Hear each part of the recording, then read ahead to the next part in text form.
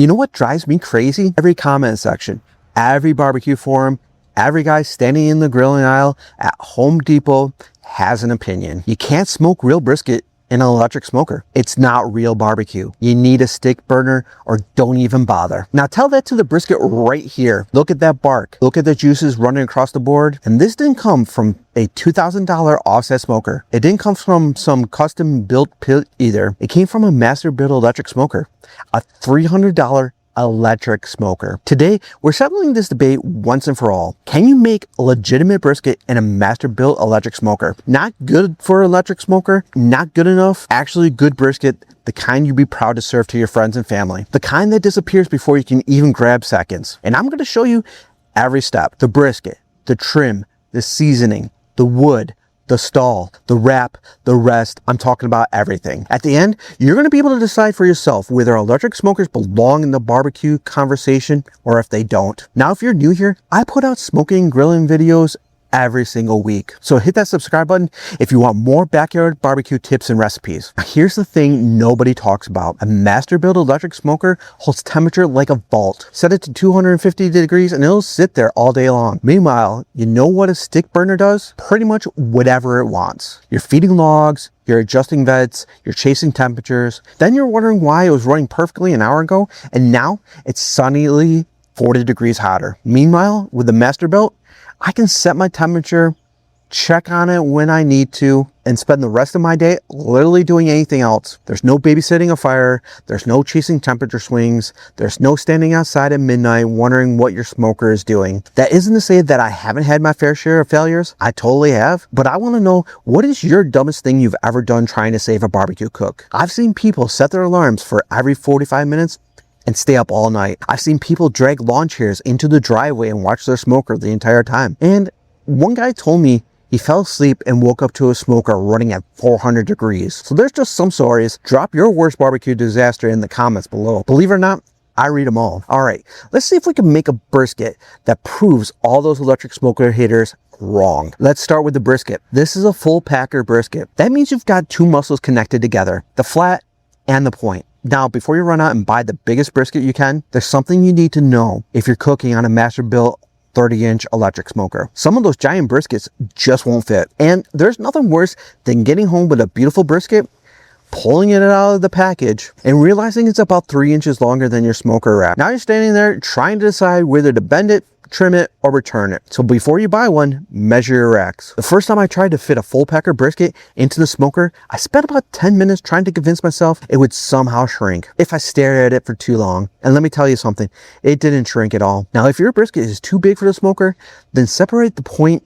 from the flat and cook them that way. Now, this brisket right here weighs right around 11.5 pounds. And for most Masterbuilt owners, that's a pretty good size to work with. When you're shopping for a brisket, you're looking for 3 things and 3 things only, not 20. First, and the most important one, is going to be the marbling. You see all those little white streaks running through the meat? That's intramuscular fat. And that's your insurance policy, because this brisket is going to spend the better part of the day inside a smoker. And as that fat slowly renders, it helps keep the meat juicy and tender. The second thing that you're going to be looking for is even thickness, especially in the flat. If one end gets too thin, that section turns into beef jerky, while the thicker section is still trying to finish cooking. You want a consistent thickness throughout. Now, the third thing, this is going to be the bend test. You pick it up, you see how flexible it is. A brisket that bends is usually going to cook better than one that is stiff as a board. That was 3 things. It was simple, right? Trimming is where a lot of beginners start overthinking things. So we're keeping things simple. Originally, I had planned to separate the point from the flat, but this brisket actually fits in a smoker hole. So we're trimming it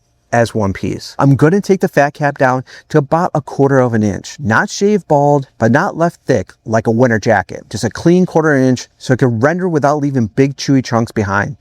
And then I'm going to flip it over and then see this hard knot of fat right here? It's gone. It's not rendering. It's not helping. It's just taking up space. And the silver skin, gone. These thin, dangly pieces, yeah, they're gone too. Those just burn and turn bitter. Here's the mindset that you gotta have. You want this brisket aerodynamic. I know that sounds ridiculous. It's just a giant piece of meat, but smoke and heat move around the brisket. The smoother and more uniform the surface is, the more evenly it's going to cook. So we don't want any flaps. We don't want any pockets of random fat, and we don't want random chunks sticking out. Just clean it up so the heat can do its job. Here's something most beginners don't realize. You don't need a complicated process to make a great brisket. The quality of meat, the trim, the seasoning, and cooking it until it's actually tender. Those 4 things matter far more than any secret ingredient or barbecue hack that you'll see online. So get these fundamentals right, and you're already ahead of most backyard cooks. And speaking of making things easier,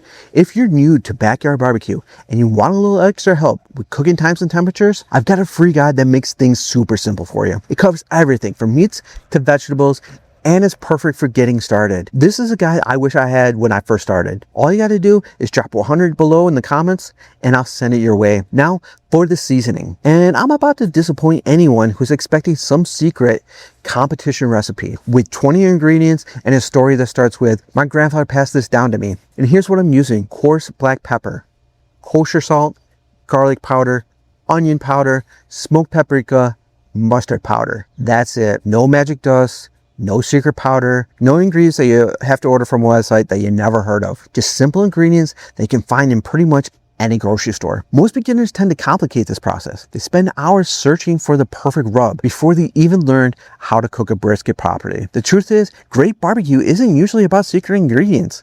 It's about technique, temperature, patience, and not pulling your brisket 3 hours too early because you're hungry. I know that you've done that because I've done it too, more than once. Now, some guys have rub recipes that look like they're filing taxes. If your rub recipe needs a spreadsheet, you've gone too far. Good beef doesn't need to be buried under 20 ingredients. We're trying to enhance the flavor, not hide it. So let's season this thing. Top, bottom, sides, everything. Don't be shy with the seasoning. Briskets are big. They can handle more seasoning than most people think. And if you're wondering whether you're using too much pepper, you're probably not. By the time this thing spends 10 or 11 hours in the smoker, a lot of that seasoning is going to mellow out. So like I said, get every surface covered nice and even. And that's it. No overnight marinade, no injections, no complicated prep. It's simple. Let's fire up the Masterbuilt electric smoker. And by fire it up, I mean plug it in. And I'm setting mine to 250 degrees. And while that's heating up, let's talk about something that causes more arguments online than almost anything else. Wood. Everybody has an opinion. Everybody swears their way is the only way. For this cook,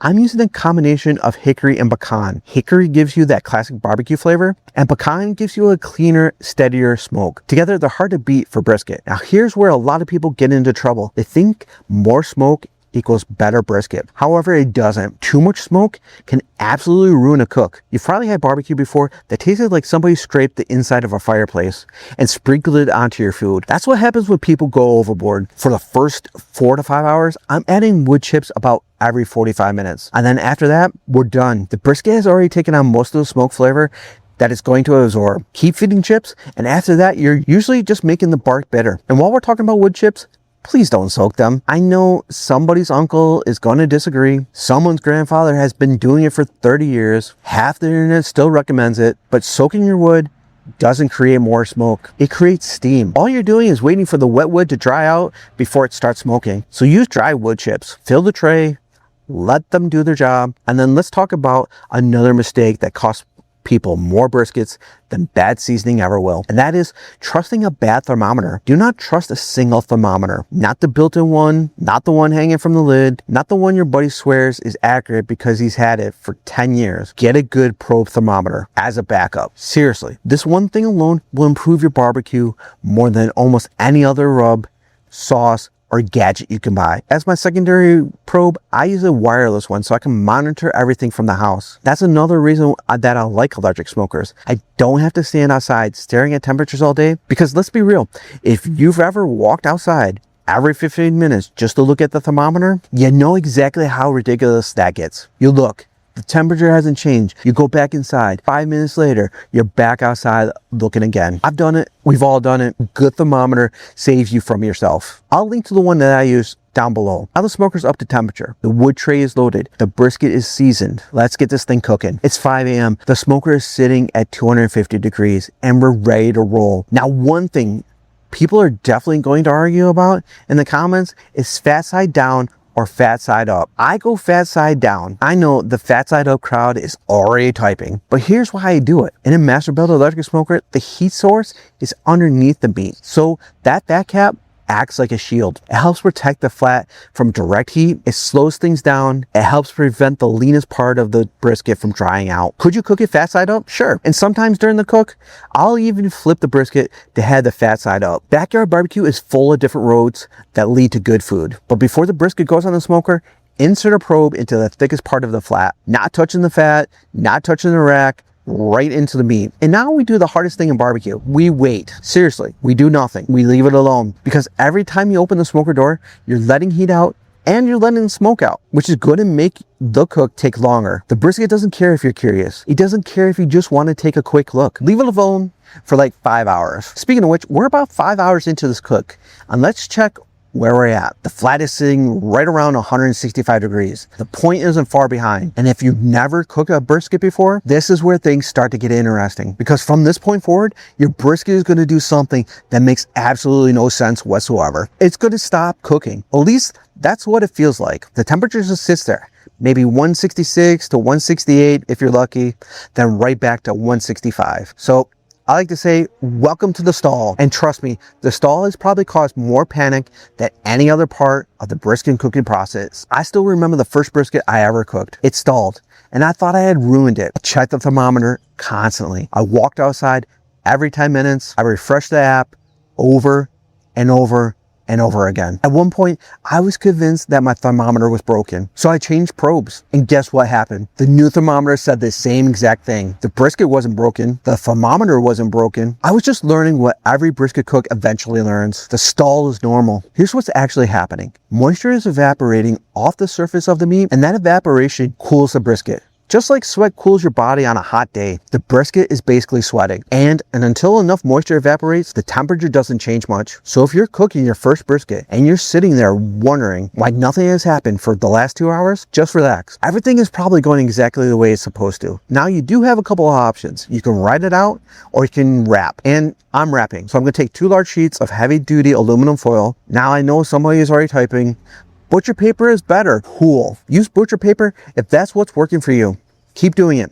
This is backyard barbecue. Like I said earlier, there are many ways to achieve a great result. Now for me, foil works really well in an electric smoker. Wrap it tight, not so tight that you're crushing the bark, but tight enough to lock in all the heat and moisture. The reason that I like aluminum foil is at this point, I'm not trying to add more smoke. I'm trying to get the brisket tender, and foil helps power through the stall faster. Traps heat, traps moisture, and for backyard cooks who don't want a 16-hour brisket turning it into a 20-hour brisket, it's a great option. So we're wrapping. Then it goes into an oven that is set to 250 degrees. I don't need the smoker for the rest of this cook. You're gonna leave it in the oven and wait for the magic words every brisket cook wants to hear. Probe tender. So it's been about 4 hours since we wrapped it. We're getting close. The flat is sitting right around 203 degrees. The point is a little higher. And now we're at the stage where the temperature is no longer the most important thing. Because here's another mistake people make. They think brisket is done when it hits a specific number. It's not. Temperature gives you a clue that it's done, but tenderness gives you the real answer. I've had briskets finished at 200. I've had them finished at 206. I even had one stubborn brisket that wasn't ready until 209. Every brisket is different, which is why I don't pull based solely on temperature. I pull based on feel. So watch this. Do you see that? There's no resistance. It slides in like warm butter. That's exactly what you're looking for. That's done. That's ready. And then we're going to pull it. And this is one of my favorite moments of the entire cook, because now all the hard work is done. The trimming, the seasoning, the waiting, the stall, everything. Now we just have one final step, and it's the step most people skip. The rest. And this matters way more than people think. We're going to turn the oven down to the lowest setting. For me, that's 170 degrees. Take the brisket out of the oven and let it cool a little bit. Then place it back in the oven once the oven has reached 170 degrees. Then you're going to close the door and walk away for at least an hour. But personally, I like 4 hours, especially for a brisket this size. And I know what some of you are thinking. It's already done. Why do we have to wait? Because the brisket isn't done when it leaves the smoker. It's done when it finishes resting. During that rest, all the juices you've spent the last 12 hours creating get redistributed throughout the meat. And instead of the muscle fibers being nice and tight, they relax. And then everything settles down and the brisket actually gets better. If you were to slice it right now, all that moisture ends up on the cutting board. And then people wonder why the briskets look dry. The brisket wasn't dry. The brisket cook was just impatient. And trust me, I've made that mistake many times before. You spend all day cooking.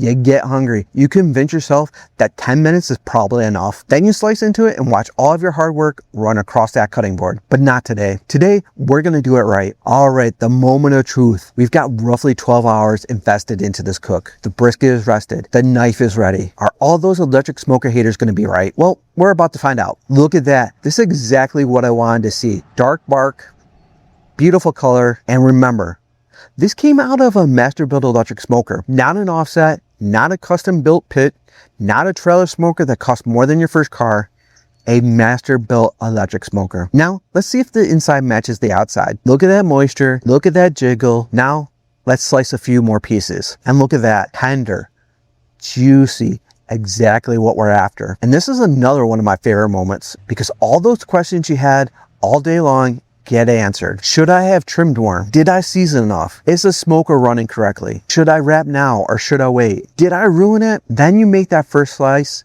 and suddenly you know you did everything right. Now let's move on to the point because this is where things get really interesting. The point is the richer side of the brisket. It's got more fat, more flavor. And if you're like me, this is usually the first thing that disappears when people start eating. And look at that. It's beautiful. All right, let's see what 12 hours of work tastes like. Wow, this is ridiculously good. The bark has just enough bite. The smoke is balanced. The flat is tender. And the point is rich without being greasy. And that foil wrap did exactly what it was supposed to do. It pushed us through the stall. It protected the meat. It locked in moisture and helped produce a brisket that's exactly where it needs to be. Now, let's address the question we started this video with. Can you make legitimate brisket and a Masterbuilt electric smoker? I think the answer is sitting right here on this cutting board. No, it's not identical to an offset smoker.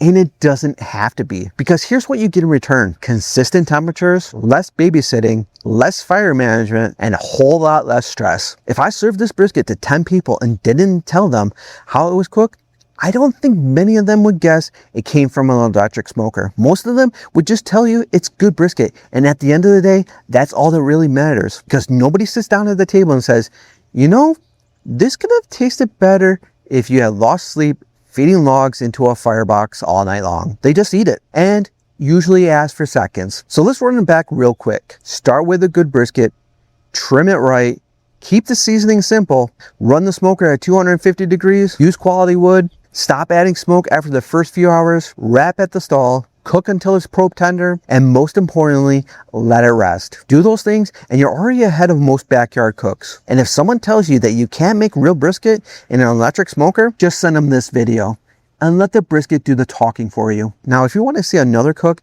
that turns out incredible in a Masterbuilt electric smoker, then check out this video right here where I'll walk you through how to smoke a whole chicken that'll disappear from the table every single time. Go ahead and check out that video right now, and I'll see you in the next one. And don't forget, have a good one.